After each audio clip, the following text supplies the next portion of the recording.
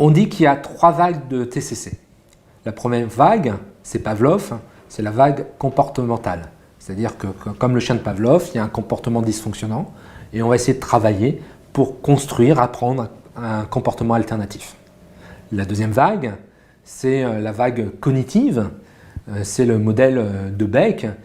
L'idée, c'est que notre cerveau nous procure des pensées automatiques. On va essayer de construire des pensées alternatives pour faire de la restructuration cognitive, voire changer les schémas de pensée. La troisième vague, c'est la vague plus sur les émotions.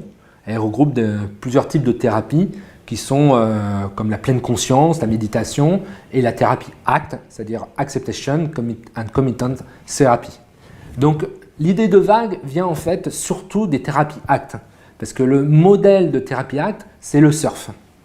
L'idée, c'est que les émotions, les événements de vie sont comme des vagues. On peut, si on lutte contre les vagues, on risque de boire la tasse. Si on veut comprendre pourquoi il y a des vagues, on peut faire des tests jusqu'à la fin de sa vie.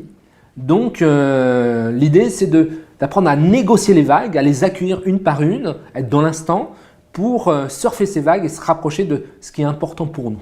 Et comme cette métaphore fonctionne bien pour l'acte, ben finalement, on a découpé l'évolution des thérapies comportementales cognitives en 3 vagues qui sont plutôt arbitraires, qui ne sont pas dogmatiques et probablement qu'il y en aura d'autres parce que les thérapies comportementales et cognitives s'appuient sur le développement de la recherche et c'est pour ça qu'on a mis déjà beaucoup de temps à accepter de rajouter cognitive à thérapie comportementale et je pense que même ce terme-là évoluera dans le temps, rien n'est fixé.